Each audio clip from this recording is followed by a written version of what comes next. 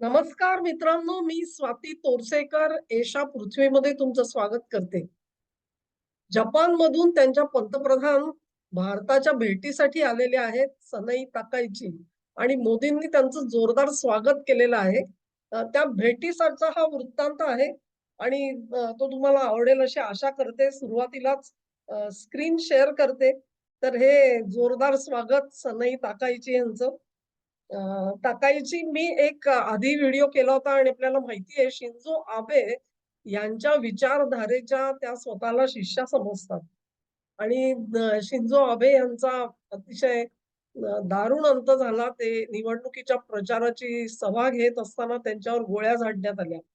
Shinzo आबेंचं वैशिष्ट्य असं की ते एक राष्ट्रवादी नेते होते. भारताशी अतिशय जवळीक होती.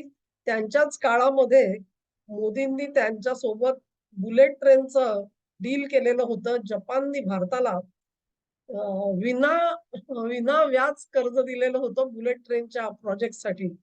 हा सगळा इतिहास तुम्हाला आठवत असेल. एकंदरीतच संपूर्ण जगाची जी रचना आहे, ती रचना आणि त्याच्याबद्दलचे विचार जर का आपण हा बिंदू घेतला, तर मोदी आणि शिंझो आबे यांच्यामध्ये जवळपास पूर्ण एकमत होतं असं तुम्हाला दिसून येईल. आणि म्हणून त्यांच्या शिष्या जेव्हा आता जपानमध्ये सत्ताधीश झालेले आहेत, तेव्हा या भेटीला एक वेगळा रंग येतो. हा वेगळा रंग जो आहे, तो अनेक प्रकारचा आहे. मोदींनी त्यांना माझी धाकटी बहीण असं संबोधलं आणि त्यालाही थोडासा अर्थ आहे. अ, शिंझो आबेंना मोदी माझे भाऊ असं म्हणत होते, माझे बंधुराज. त्यांचे दुसरे बंधुराज UAE मध्ये असतात आपल्याला माहिती आहे. त्या ह्या आता धाकटी बहीण काढत्या त्यांच्या शिष्या आहेत, तेव्हा त्यांना माझी धाकटी बहीण आलेली आहे. म्हणजे एक जी जवळीक आहे नुसतीच रिलेशन्स मधली नाही 2 देशांच्या, पण वैचारिक एकत्र येण्याचा जो एक अनोखा संगम आहे, तो आपल्याला बघायला मिळाला. इथे संतूर वाद्य ठेवलेलं आहे आणि मोदींनी त्यांना त्याचे ते हे दिले, त्याच्यावरती त्यांनी स्वतः ट्राय केलं आणि अतिशय चांगला संतूर वाजवला. की what are the key outcomes? Key outcomes म्हणजे या भेटीतून आपल्याला नेमकं काय मिळालं? तर त्याच्यामध्ये जसं डिफेन्स डील्स झाली, तशीच इकॉनॉमिक सिक्युरिटीची डील्स झाली. वेगवेगळ्या क्षेत्रांमधली डील्स झाली. Semiconductors, critical minerals, information communication technology, clean energy, pharma, emerging technologies या सर्वांचा म्हणजे वाईड स्प्रेड एकदम आपण म्हणू अत्यंत व्यापक असा पट उघडून दाखवला या दोन्ही नेत्यांनी आणि वेगवेगळी डील्स सनई ताकायाची यांच्या सोबत जवळ-जवळ 150 बिझनेसमन आलेले होते जपानचे. तेव्हा तुम्ही कल्पना करू शकता, की अ, काय प्रकारचं एक व्हायब्रन्सी व्यापाराला देण्याचा एकंदर त्यांचा मनोगत होतं. दुसरी महत्वाची घटना अशी, की याच्या सोबतच जेव्हा जपान आणि भारत या दोघांनीही झिरो टॉलरन्स फॉर टेररिझम हा आपला प्रण जो आहे तो बोलून दाखवला आणि त्याच्यात आपल्याला माहिती आहे कोण कोण इन्व्हॉल्व होऊ शकतं ते. तेव्हा जपानचा हा महत्वाचा उल्लेख आहे तो आपल्याला विसरता येत नाही. कारण टेररिझम हा मुद्दा जो आहे तो मोदींनी सर्व व्यासपीठांवर लावून धरलेला आहे आणि त्याच्यासोबत ताकाईची यांनी येण्याचं धाडस दाखवलेलं आहे. हे जे पहिलं सगळ्यात डिफेन्स डील जे आहे हे अतिशय महत्वाचं मानलं जातं आणि याच्यामध्ये 2 नेव्ही मॅरिटाईम सिक्युरिटी म्हणजे समुद्रामधली इंडो पॅसिफिक हा शब्द पहिल्यांदा परत एकदा वापरला गेला ताकाईचींकडून आणि सागरी मार्ग जे आहेत ते कसे खुले राहिले पाहिजेत. कोणाची तिथे दमदाटी दादागिरी असता कामा नये. या हेतूनी भारत, जपान प्रयत्न करतील असं सांगितलं. नुसतं सांगून नाही, तर नेव्हीसाठी अत्यंत महत्वाची टेक्नॉलॉजी ही जपानने दिलेली आहे.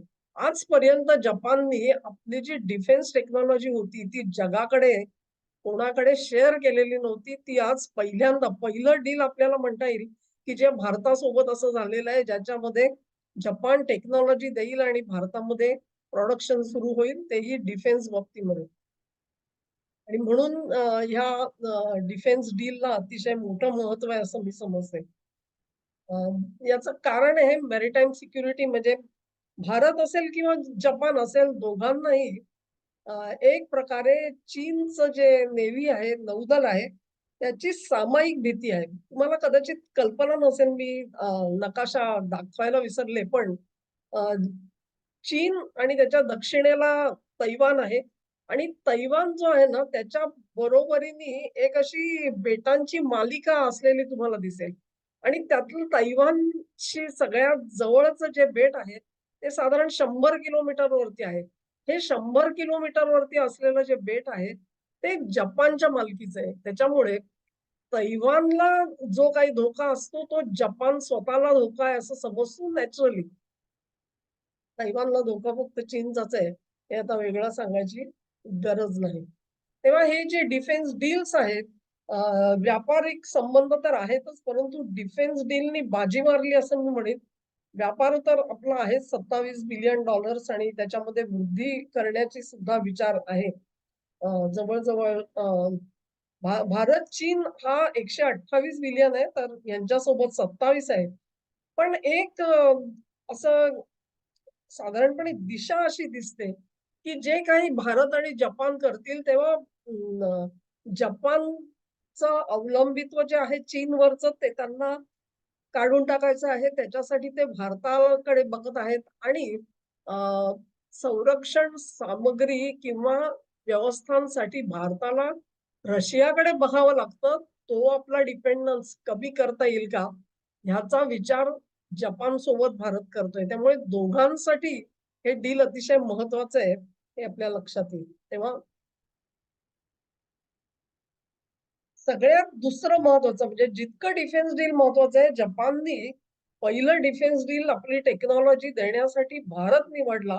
हे जसं क्रांतिकारक पाऊल त्यांनी टाकलं, तसंच दुसरं पाऊल दोन्ही देशांनी जे टाकलेलं आहे, ते दोन्ही देशांमधले जो व्यापार संबंध आहे, ते हा व्यापार हा डॉलरला हद्दपार केलेला आहे. आतापर्यंत आपण जपानला डॉलरमध्ये देत होतो, जपान आपल्याला डॉलर देत होता. पण ही रिलेशनशिप आता बंद होईल आणि लोकल करन्सीमधून म्हणजे रुपया आणि येन ह्याच्यामध्ये हा सगळा व्यवहार होईल.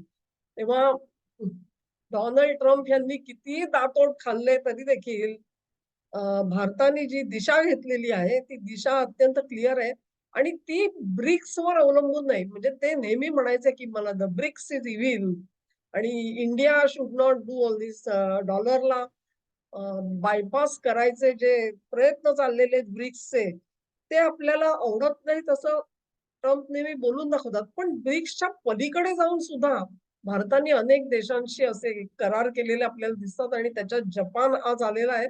हे सर्वात मोठं पाऊल आहे. 2 मोठी पावलं मी समजते. एक म्हणजे ते डिफेन्स डील, ज्याच्यात जपाननी पहिल्यांदा टेक्नॉलॉजी आपल्या देशाबाहेर नेण्याचा विचार केला आहे आणि दुसरं जे आहे, ते हे आर्थिक पाऊल. आर्थिक पाऊल आपल्याला आणखी वेगळं सांगायला नको, की तुम्हाला जितके संपूर्ण जग कुठे जातंय आज, तर आपल्या खात्यामध्ये फारसे डॉलर ठेवू नका. कारण डॉलर का ठेवू नका? कारण त्याची अवमूल्यन असं नाही तर तसं होणारच आहे. तेव्हा कोणालाही डॉलर नकोयत. अनेक सेंट्रल बँकांनी डॉलर काढून त्याच्याऐवजी सोनं घेतलेलं आपल्याला दिसतं. त्यामुळे ते प्रयत्न करायचे तर पुन्हा एकदा हा व्यापार जो मोठा व्यापार आहे, त्याला बाहेर काढायचं असेल तर डॉलर शिवाय आपण व्यापार करू शकतो. हा परस्पर विश्वास आहे आणि हा विश्वास मोठा आहे. तो विश्वास असल्यामुळेच अशा पद्धतीचं डील होऊ शकतं. भारताचा येनवर विश्वास आहे आणि येनचा भारतावर विश्वास. ही महत्वाची गोष्ट आहे. जपानचं दुसरं वैशिष्ट्य असं, की त्यांचे आणि फिलिपाईन्स आणि ऑस्ट्रेलियाचे सुद्धा चांगले संबंध आहेत. त्याच्यामुळे एक कोंडाळं तयार होऊ शकतं पॅसिफिकमध्ये, इंडो पॅसिफिक खास करून. एक बघा कसा संगम आहे. जपान हा पॅसिफिक महासागरात आहे, तर भारत हा हिंदी महासागरात आहे. आणि दोन्ही महासागरांची भेट एक प्रकारे या 2 देशांच्या करारांमधून झालेली आहे असं आपण म्हणू शकतो आणि दोन्ही महासागरांचं संरक्षण व्यवस्था ही आमूलाग्र बदलू शकते अशा तऱ्हेने एकत्र येण्यामधून. इथे अनेक मुद्दे दिलेले आहेत. टेक्नॉलॉजी, बुलेट ट्रेन असेल, clean energy industry, global opportunities, वेगवेगळ्या पद्धतीच्या अनेक संधी मिळू शकतात हे दोघे एकत्र आले तर. तर त्याच्याविषयी तुम्ही नंतर थोडा स्पीड कमी करून हे सगळं परत एकदा वाचू शकता. कुठल्या कुठल्या क्षेत्रामध्ये काय काय डील्स झालेली आहेत त्याचा एक गोषवारा आहे. या सगळ्याला पार्श्वभूमी काय? चीन ताकाईची भारतामध्ये आल्या त्याच्या अगोदर चीनचा चरफडाट झालेला असेल हे तुम्ही गृहीत धरू शकता. एक म्हणजे भारत आणि जपान ह्यांच्यामधलं जे एक सांस्कृतिक नातं आहे ते फार मोठं आहे. जपानमध्ये बौद्ध धर्म हा मोठ्या प्रमाणावर आचरण आहे आणि त्याचं उगमच मुळी भारतामध्ये झालेलं आहे. त्याच्यामुळे भारत हा जपानशी एक प्रकारे जोडला गेलेला आहे सांस्कृतिकरित्या.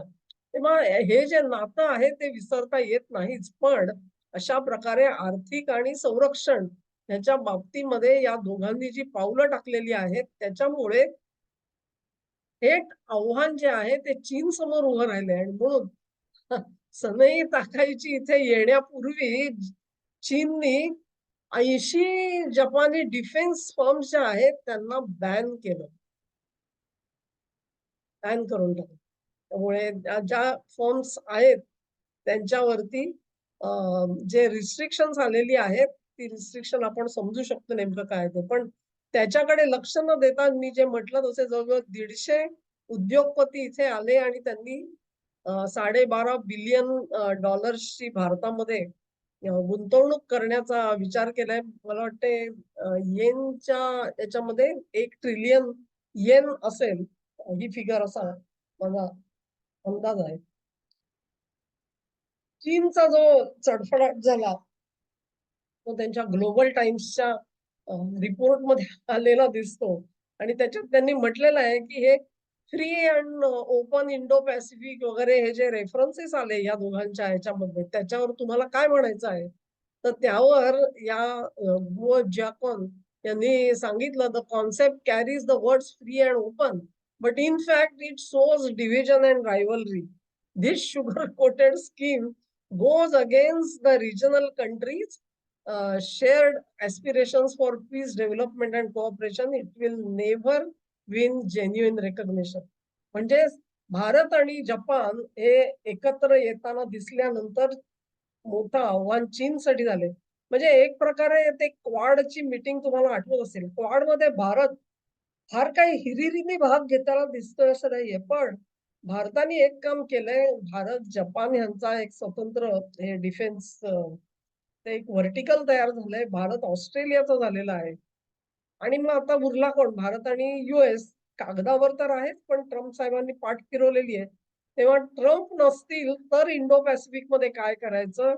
ह्याचा विचार करायची पाळी या उर्वरित देशांवर आली आहे. तेव्हा क्वाड असो किंवा नसो, हा जो एफर्ट आहे तो पुढे जाणार आहे आणि चीनला त्याच्यात सर्वात मोठं चीनची जी मनीषा आहे ना, की जगातली सर्वात मोठी महासत्ता बनायचं, पण त्याला सर्वात मोठं आव्हान त्यांना आशियामध्ये पार पाडायचंय आणि ते आव्हान भारत देणार आहे.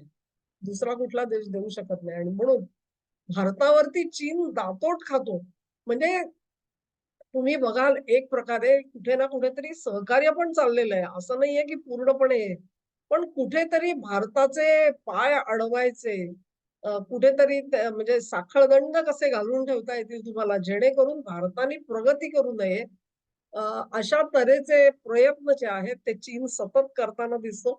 त्याच्यामध्ये त्याला साथ मिळते ती अमेरिकेची मिळते आणि दोघांमध्ये स्पर्धा चालू आहे. भारत कोणाच्या गटात जाणार? तेव्हा ते एकमेकांचे गळे घोटताना आपल्याला दिसतात. जे आपल्याला श्रीलंकेत बघायला मिळालं, नेपाळमध्ये मिळालं, बांगलादेशात मिळालं, म्यानमारमध्ये मिळालं. पाकिस्तानात सुद्धा तेच चाललेलं आहे. पण पाकिस्तानचे नेते बिलंदर आहेत आणि दोघांना झुंजवतायत. इतर देशांमध्ये त्यांना एवढं जमलेलं दिसत नाहीये, पण पाकिस्तानला ती कला जमलेली आहे. पण सांगायचा हेतू हाच आहे, की भारताला खाली खेचण्याचे प्रयत्न करणारे हे 2 देश आहेत आणि तिसरे तिकडे अर्थात ब्रिटिश साम्राज्य जे आहे ते तर करतच आहे आणि त्यांचे साथीदार स्वीडन, नॉर्वे हे इव्हॅन्जेलिकल ख्रिश्चनिटी आणि मिशनरिझम चालवणारे जे देश आहेत, त्यांना सुद्धा भारताचा उदय एक हिंदू महाशक्ती म्हणून नकोय. तेव्हा तेही तसेच प्रयत्न करत असतात. हे प्रयत्न करतच राहणार. तुम्हाला जेव्हा पहिला नंबर मिळवायचा असतो ना, तेव्हा तो मार्ग काही सुकर नसतो. तो काट्या-कुट्यातूनच जातो आणि त्याच्यासाठी आपल्याला अपार कष्ट घ्यावे लागतात, ही वस्तुस्थिती आहे. आणि ती घेण्याची तयारी भारतीयांनी दाखवायला पाहिजे. पण जपानच्या ज्या बाईसाहेब इथे आल्या आणि त्यांचं जे हे स्वागत झालं, धाकटी बहीण म्हणून मोदींनी त्यांचं स्वागत केलं आणि ही महत्वाची डील झाली. ती एका भविष्यकालीन रिऑर्गनायझेशनची पताका स्थान आहे असं मला वाटतं. कारण इथून पुढे अमेरिका ही रिलेव्हंट राहणार नाहीये.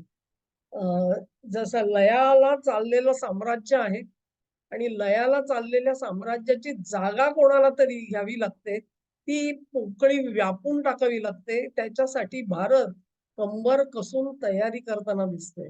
आपण कुठल्याही गटामध्ये नाही म्हणजे काय, भारत स्वतःचा गट तयार करतोय आणि हा गट कशाच्या आधारावर तयार करतोय? तो विश्वासाच्या आधारावर. फार कठीण गोष्ट आहे लक्षात घ्या तुम्ही.